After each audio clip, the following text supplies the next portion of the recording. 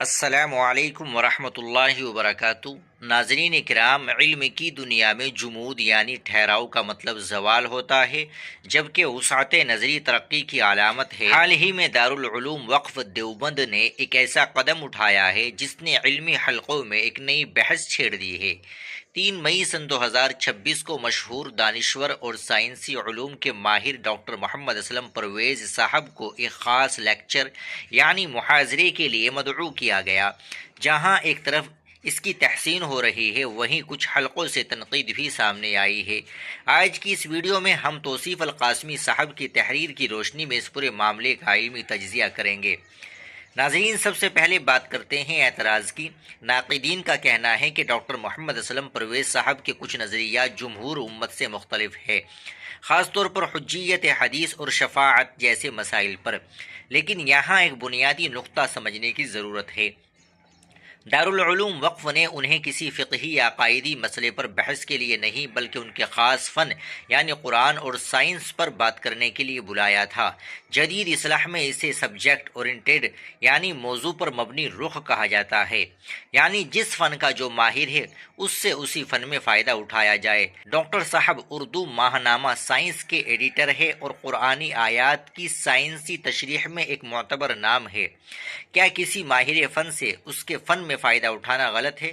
ہرگز نہیں۔ ناظرین، توصیف القاسمی صاحب اپنی تحریر میں ایک بہت پتے کی بات لکھتے ہیں کہ استفادہ علمی کسی سے بھی ہو سکتا ہے۔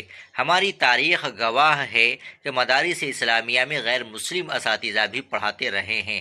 دوسری اہم بات نظریات کی جنگ ہے۔ اگر کسی کے نظریات انحرافی ہے تو ان کا مقابلہ پابندی سے نہیں بلکہ مضبوط دلائل سے ہونا چاہیے۔ قرآن کہتا ہے وَأَمَّا مَا يَنْفَعُ النَّاسَ فَيَمْكُثُ فِي الْأَرْضِ، ترجمہ، اور جو لوگوں کو نفع دینے والی چیز ہے وہ زمین میں ٹھہر جاتی ہے۔ اگر ڈاکٹر صاحب کے دلائل میں وزن ہوگا تو وہ اثر چھوڑیں گے، ورنہ وقت کی گردش انہیں خود ہی مٹا دے گی۔ ہمیں اپنے علم اور اپنے اکابر کے دلائل پر اتنا بھروسہ ہونا چاہیے کہ ہم کسی بھی دوسرے نظریے کو سننے کا حوصلہ رکھ سکیں۔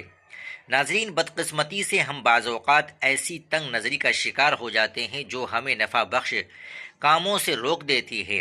تحریر میں دہلی کے ایک واقعے کا ذکر ہے جہاں شادی بیاہ کی رسومات کو سادہ بنانے کی مہم چلانے والے ایک مصلح کا پروگرام محض اس لیے نہیں ہونے دیا گیا کیونکہ ان کی داڑھی نہیں تھی۔